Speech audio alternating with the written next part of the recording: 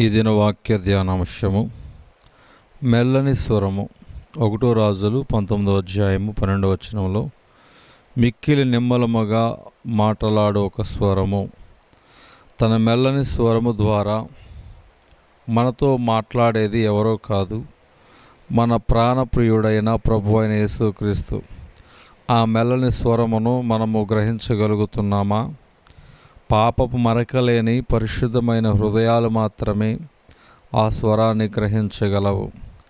ఆయన మీద స్వచ్ఛమైన ప్రేమను కనపరిచే వారికి, ఆయన స్వరము వినాలని తాపత్రయపడే వారికి అది వినిపిస్తుంది.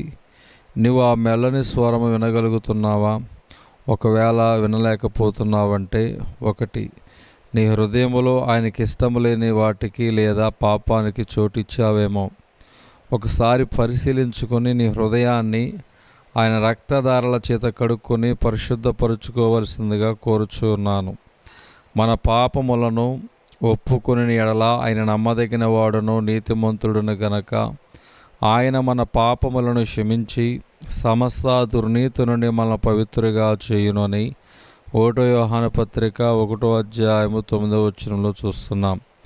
మెల్లని స్వరము వినిపించకపోవడానికి 2వ కారణము, దేవుడు నిమ్మలమైన తన స్వరము ద్వారా నీతో మాట్లాడాలని, నిన్ను సరిచేయాలని, ఆదరించాలని, నీ ఎడల తాను కలిగి ఉన్న ఉద్దేశ్యములను తెలియచేయాలని ఆశించినప్పుడు బహుశా నీవు ఆయన మాటలు కాదని లోకములో ఉన్నవారి మాటలను వినడానికి పరుగుపెట్టే వ్యక్తిగానైనా ఉంటావు.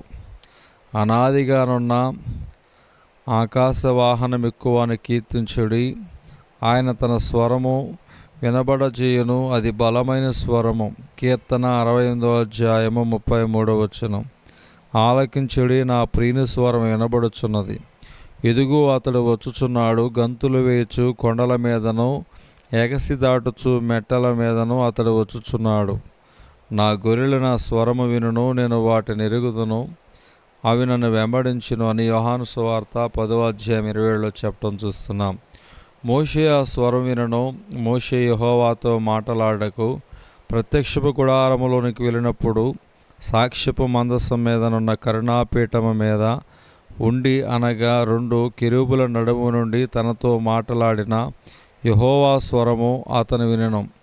అతడు ఆయనతో మాట్లాడలాడెను. సంఖ్యాకాండం 7:90 చూస్తాం. ఏలియా స్వరం వినను. మెరుపు ఆగిపోగా మిక్కిలి నిమ్మలముగా మాట్లాడే ఒక స్వరం వినబడెను. 1 రాజులు 19:12 చూస్తున్నాం. ఎందుకని ఈరోజే దేవుని యొద్ద క్షమాపణ కోరి ఆయన యొక్క మెల్లని స్వరమును వినిపింపచేయమని అడగకూడదు. నీవు నోరు తెరిచి అడిగితే నిన్ను క్షమించడానికి, తన మెల్లని స్వరము ద్వారా నీతో మాట్లాడి నిన్ను అంగీకరించడానికి, నీకు దారి చూపడానికి దేవుడు ఎల్లవేళలా సిద్ధంగా ఉన్నాడు.